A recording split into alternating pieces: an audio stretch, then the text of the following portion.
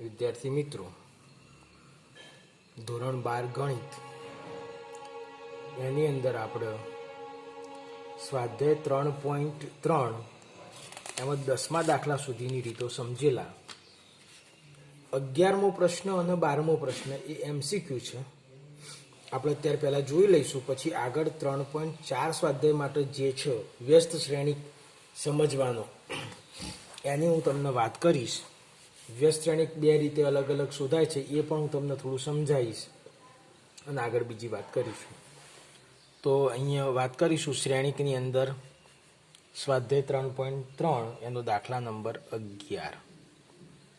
તે MCQ છે. પ્રશ્ન એવો છે કે એ અને બી સમાન કક્ષાવાળા સમમિત શ્રેણિક છે. એ તથા બી સમાન કક્ષાવાળા સમમિત શ્રેણિક છે. તો AB માઇનસ BA ખાલી જગ્યા કેવો છે? તો એની અંદર આપણને વાત કરેલી છે, 4 ઓપ્શન છે. પહેલો ઓપ્શન એ છે વિસમિત શ્રેણિક છે.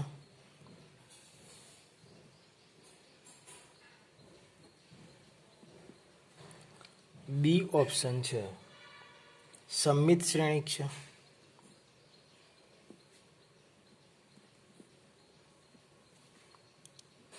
સી ઓપ્શન છે શૂન્ય શ્રેણિક છે. અને ડી ઓપ્શન છે એકમ શ્રેણિક છે.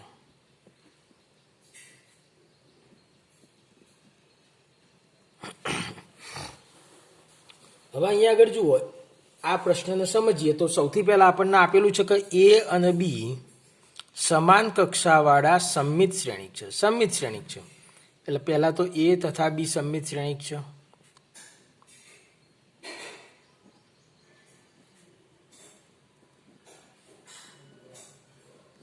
એટલે એ ડેશ બરાબર એ થશે અને બી ડેશ બરાબર બી થશે. સમમિત શ્રેણિકની વ્યાખ્યા એ હતી કે કોઈ પણ શ્રેણિકનો પરિવર્ત શ્રેણિક પોતે જ મળતો હોય તો એ સમમિત શ્રેણિક બને છે. બરાબર? એટલે એ ડેશ બરાબર એ થાય અને બી ડેશ બરાબર બી થાય. હવે આપણે ચકાસણી કરવાની છે કે એ બી માઇનસ બી એ કેવા પ્રકારનો શ્રેણિક છે. તો એ બી માઇનસ બી એનો પરિવર્ત શ્રેણિક આપણે વિચારીએ તો આપણે ગુણધર્મનો યાદ કરીએ તો કોઈ પણ બે શ્રેણિકની બાદબાકીનો પરિવર્ત શ્રેણિક પહેલા શ્રેણિકના પરિવર્ત શ્રેણિક ઓછા બીજા શ્રેણિકના પરિવર્ત શ્રેણિક જેટલો થાય. એટલે એ બી માઇનસ બી એનો પરિવર્ત શ્રેણિક એ બીનો પરિવર્ત ઓછા બી એનો પરિવર્ત.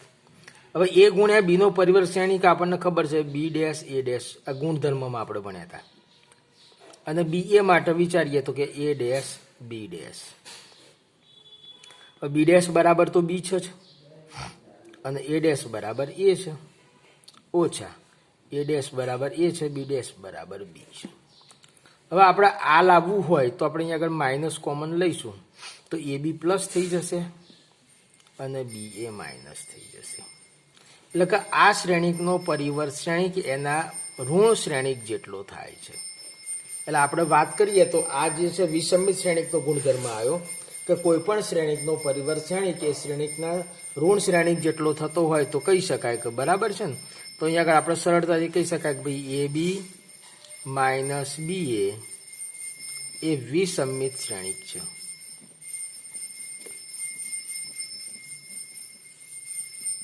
તો આ MCQમાં ખ્યાલ આવી ગયો છે. વિસમિત શ્રેણિક એટલે જવાબ એ જવાબ છે, આપણો જવાબ થશે. હવે આપણે બીજા પ્રશ્ન એટલે પ્રશ્ન નંબર 12 ઉપર આપણે વાત કરીએ તો 12મો પ્રશ્ન આ પ્રમાણેનો છે. 12મા પ્રશ્નમાં આપણને રકમ આપેલી છે કે આલ્ફાનું મૂલ્ય ખાલી જગ્યા હોય, આલ્ફાનું મૂલ્ય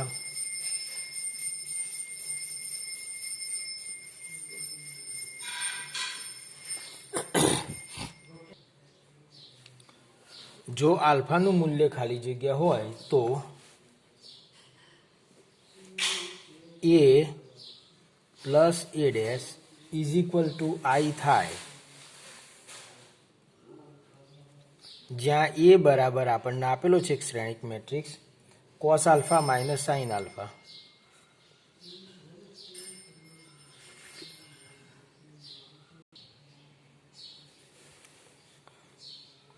સાઇન આલ્ફા કોસ આલ્ફા.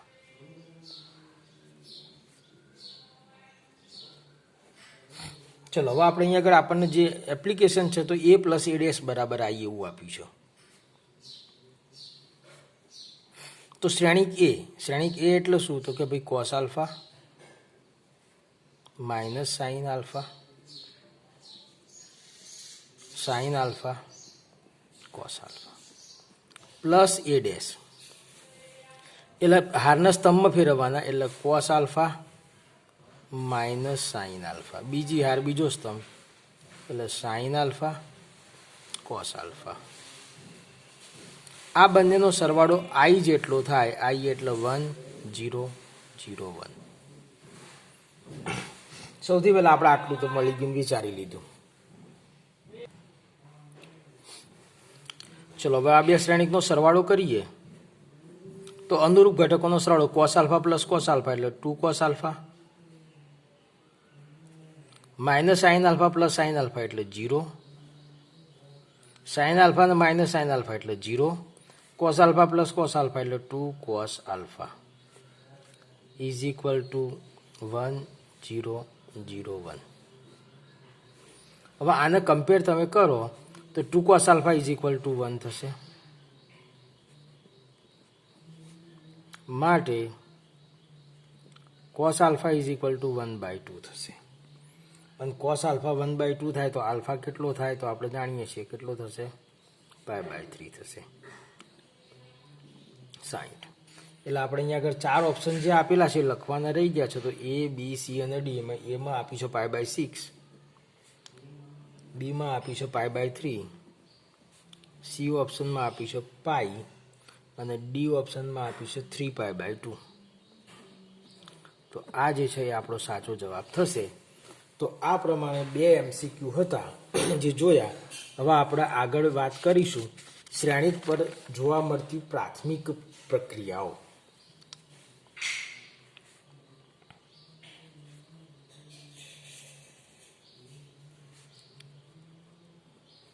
શ્રેણિક પરની પ્રાથમિક પ્રક્રિયાઓ. હવે અહીંયા આગળ એક વાત છે, શ્રેણિક ઉપર જે પ્રક્રિયાઓ આપણે કરીએ છીએ એ પ્રક્રિયાઓ હારને અનુલક્ષી અને સ્તંભને અનુલક્ષીને કરી શકાય છે. તો આપણે હારને અનુલક્ષીને સમજીશું, એવું ને એવું સ્તંભને અનુલક્ષીને હોય છે. પ્રક્રિયા પહેલી વાત વિચારીએ તો શ્રેણિકના કોઈ પણ 2 હાર અથવા કોઈ પણ 2 સ્તંભની અદલા બદલી કરવી. એટલે કે પહેલા શ્રેણિકની કોઈ પણ 2 હારની અથવા કોઈ પણ 2 સ્તંભની અદલા બદલી કરવી. જુઓ અહીંયા શ્રેણિકના કોઈ પણ 2 હાર અથવા કોઈ પણ 2 સ્તંભ, દાખલા તરીકે હું આઈમી હાર અને જેમી હારની અદલા બદલી કરવા માંગુ છું. હારના અંગ્રેજીમાં રો કહેવાય છે. RI એટલે આઈમી હાર અને RJ એટલે જેમી હાર. આ આઈમી હાર અને જેમી હારની અદલા બદલી આ રીતે સંકેતમાં લખાય છે. બરાબર છે? આ સંકેત શું બતાવે છે? તો કે આઈમી હાર તથા જેમી હાર ની અદલા બદલી કરતા.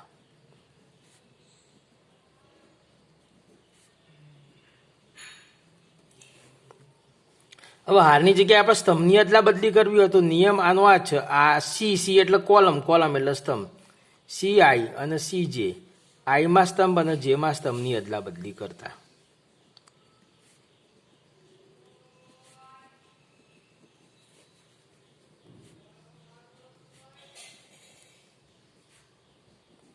બરાબર?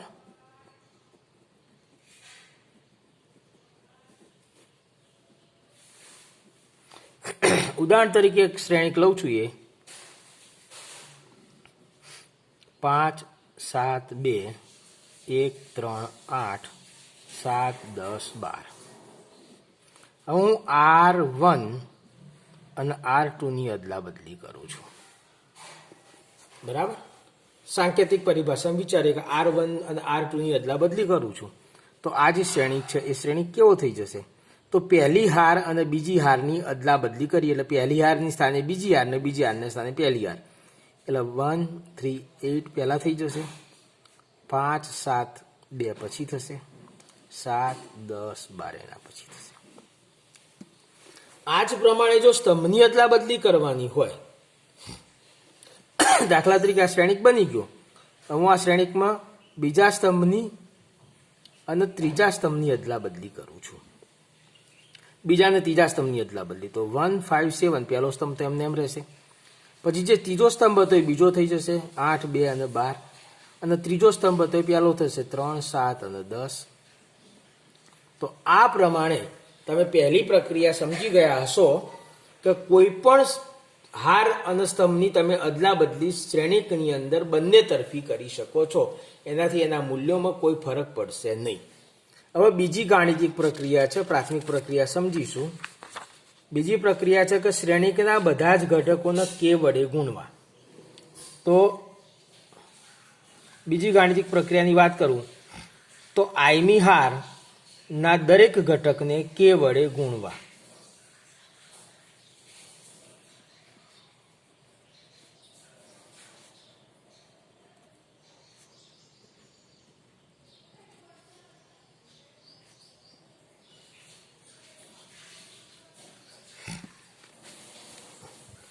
એને સંકેતમાં કઈ રીતે લખાય છે? દાખલા તરીકે RI, આ આઈમી હાર, બરાબર છે, એને k વડે ગુણીએ છીએ તો k ગુણ્યા RI, એટલે આઈમી હારના દરેક ઘટકને k વડે ગુણવા. દાખલા તરીકે એક શ્રેણિક છે મારી પાસે, બી શ્રેણિક છે, 2 4 0 3 6 9. હવે અહીંયા આગળ હું શું કરું છું તો કે ભાઈ પહેલી હાર છે એને 1/2 વડે ગુણું છું. તો આ જે શ્રેણિક છે એમાં પહેલી હારના બધા જ ઘટકોને 1/2 વડે ગુણીએ તો આપણો શ્રેણિક થઈ જશે. અને 2 વડે 1/2 વડે ગુણ્યા એટલે 2 વડે ભાગ્યા જ કહેવાય. તો 1 4 ને 2 વડે ભાગીએ તો 2, 0 ને એમને એમ. બીજી હાર તો એવી ની એવી રહેશે, એમાં કોઈ ગાણિતિક પ્રક્રિયા થશે નહીં. બોલો, ખ્યાલ આવશે? એટલે કે શ્રેણિકની કોઈ પણ હાર અથવા કોઈ પણ સ્તંભને k વડે ગુણવામાં આવે તો શ્રેણિકની અંદર એ પ્રમાણે, જેમ આ પ્રમાણે ગણ્યું છે તમે ગુણી શકો છો. દાખલા તરીકે અહીંયા આગળ આ શ્રેણિક છે, આ શ્રેણિકની અંદર હવે વાત કરીએ કે સ્તંભ 2, બરાબર છે, એને 2 વડે ગુણીએ છીએ કે 3 વડે ગુણીએ છીએ, 3 સમ 2. તો પહેલો સ્તંભ તો એમને એમ રહેવાનો. આને 3 વડે ગુણો તો 3 દુ 6 અને 6 તરી 18, 0 અને 9 આ પ્રમાણે થશે. બીજા કોલમને 3 વડે ગુણ્યા તો આ હતો આપણો બીજો ગુણધર્મ. અહીંયા આગળ હાર અથવા સ્તંભ, હારની જગ્યાએ તમે સ્તંભ લખો એટલે ગાણિતિક પ્રક્રિયાનો બીજો ગુણધર્મ ઊભો થઈ ગયો. હવે ત્રીજી વાત કરું છું, ત્રીજી અને છેલ્લી ગાણિતિક પ્રક્રિયા, પ્રાથમિક પ્રક્રિયા. અને એ પ્રાથમિક પ્રક્રિયા છે કે કોઈ પણ શ્રેણિક હોય એની ગમે તે હારને k વડે ગુણી અને બીજી અનુરૂપ હારની અંદર ઉમેરી શકીએ છીએ. બરાબર, કોઈ પણ હાર હોય એને તમે k વડે ગુણી અને બીજી હારમાં ઉમેરી શકો છો. એટલે અહીંયા આગળ કહી શકાય કે ગુણધર્મ લખીએ તો શ્રેણિકની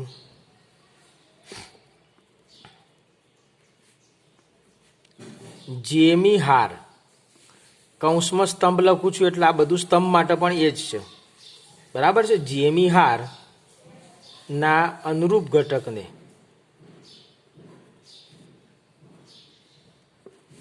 k વડે ગુણી આઈમી હાર ના અનુરૂપ ઘટકમાં ઉમેરતા. એટલે અહીંયા આગળ સમજો તમે, પ્રક્રિયા ક્યાં કરવાની છે તો આઈમી હારમાં, એટલે RI આની અંદર પ્રક્રિયા થાય છે. શું પ્રક્રિયા થાય છે તો જેમી હાર છે એને k વડે ગુણાય છે અને પછી આઈમી હારમાં ઉમેરીએ છીએ. એટલે આઈમી હારનું નવું સ્વરૂપ કેવું થવાનું? તો કે ભાઈ જેમી હારના ઘટકોને કે વડે ગુણી અને પછી આઈમી હારમાં ઉમેર્યા. આ થઈ ત્રીજી ગાણિતિક પ્રક્રિયા. ઉદાહરણ તરીકે મારી પાસે એક શ્રેણિક એ છે. શ્રેણિક એ છે 1 2 3 4 5 6 7 8 9. ચલો બરાબર છે. હવે હું અહીંયા આગળ એમ કરું છું કે બીજી હારને 2 વડે ગુણીને પહેલી હારમાં ઉમેરું છું. બીજી હારને 2 વડે ગુણી પહેલી હારમાં ઉમેરીએ તો શ્રેણિક આપણો કેવો થઈ જશે? તો જુઓ આ બીજી હારમાં કયા ઘટક હતા? 4 5 અને 6. અને 2 વડે ગુણીને આમાં ઉમેરવાનું. તો 4 દુ 8 વત્તા 1, 5 દુ 10 વત્તા 2, 6 દુ 12 વત્તા 3,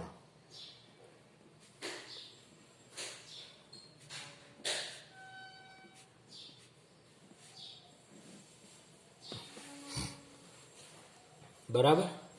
તો આ પણ ખ્યાલ આવશે તમને. તો આ 3 ગાણિતિક પ્રક્રિયાઓ સમજ્યા પછી આપણે વ્યસ્ત સંપન્ન શ્રેણિક વિશે વાત કરીએ.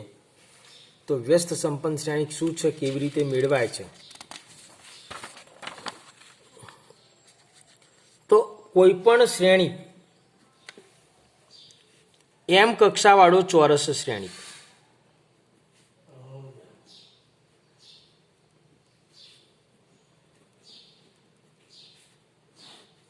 જો અહીંયા જરૂરી છે કે ચોરસ શ્રેણિક હોય તો જ એનો વ્યસ્ત શ્રેણિક મળશે. આપણે સંખ્યાઓની અંદર જાણીએ છીએ કે વ્યસ્ત સંખ્યા કોને કહેતા? તો જે બે સંખ્યાનો ગુણાકાર 1 થાય. એટલે કે જે બે સંખ્યાનો ગુણાકાર એકમ સંખ્યા થતું હોય તો એને આપણે એકબીજાના વ્યસ્ત કહેતા હતા. તો એ પ્રમાણે અહીં શ્રેણિકમાં પણ એવું છે કે એક શ્રેણિક એ છે અને બીજો એક શ્રેણિક બી છે, અને એનો અને બીનો ગુણાકાર કરવામાં આવે અને એકમ શ્રેણિક એટલે કે આઈ થતો હોય એટલે એ બી બરાબર આઈ થાય, અથવા બી એ બરાબર આઈ થતો હોય તો એ અને બી એકબીજાના વ્યસ્ત શ્રેણિકો બને છે એવું વિચારી શકાય છે. પણ અહીંયા આગળ જરૂરી છે કે ચોરસ શ્રેણિક હોવો જોઈએ. એટલે કે આપેલ ચોરસ m કક્ષાવાળો ચોરસ શ્રેણિક એ, આપેલ m કક્ષાવાળો ચોરસ શ્રેણિક એ માટે શ્રેણિક બી એવો મળે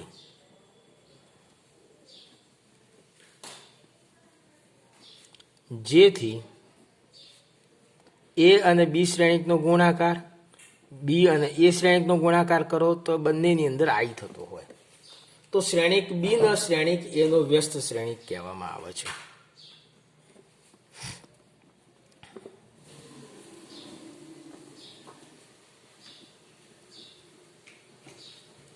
બી ને શ્રેણિક એનો વ્યસ્ત શ્રેણિક કહેવાય છે. એટલે કે એનો વ્યસ્ત એ ઇનવર્સ અને એ શું મળ્યો આપણને? અહીંયા બી મળ્યો. આપણે આવું વિચારી શકીએ છીએ. હવે વ્યસ્ત શ્રેણિક શોધવાનો હોય તો શું કરવું? તો આપણને કોઈ શ્રેણિક એ આપેલો છે, બરાબર છે, અને આ એ શ્રેણિકનો વ્યસ્ત શ્રેણિક આપણે શોધવો છે. તો એ બરાબર આઈ ગુણ્યા એ લખી દેવો. એ બરાબર આઈ ગુણ્યા એ લખી દેવો. હવે આપણે જે 3 ગાણિતિક પ્રક્રિયાઓ સમજ્યા, સામાન્ય પ્રાથમિક પ્રક્રિયાઓ જે શ્રેણિકની અંદર થાય છે, એ શ્રેણિકની પ્રક્રિયાઓ બંને બાજુ કરતા કરતા તમારા આનું સ્વરૂપ એવું બનાવવાનું કે આઈ બરાબર આ આઈ થાય અને સામે જે બે શ્રેણિક બની જાય એ અને બી થઈ જાય. તો આ જે બી શ્રેણિક મળ્યો એ બી શ્રેણિક આ એ શ્રેણિકનો વ્યસ્ત શ્રેણિક થાય. એટલે અહીંયા આગળ આ બંને વચ્ચે જે પ્રક્રિયાઓ કરવાની છે આપણે આપણી સૂઝબૂઝથી કરવાની છે. બંને બાજુ શ્રેણિક છે, એક બાજુ શ્રેણિક એ છે, અહીંયા આગળ શ્રેણિક આઈ છે અને શ્રેણિક એ છે. આ એને એમને એમ રહેવા દેવાનું કારણ કે છેલ્લે અહીં એ એમને એમ રાખવાનો છે. એટલે આ એમાં જે પ્રક્રિયા કરો એ આઈમાં કરવાની, એમ કરતા કરતા એનું સ્વરૂપ આઈ બનાવવાનું. તો અહીંયા આગળ આઈનું જે સ્વરૂપ બનશે એ એનો ઇન્વર્સ થશે. આપણે દાખલાઓ જોઈએ એના તો વધુ ખ્યાલ આવશે. તો એક નાનકડો દાખલો લઉં છું. સ્વાધ્યાય 3.4 એનો પહેલો દાખલો લઈએ એટલે આપણને વધુ ખ્યાલ આવે.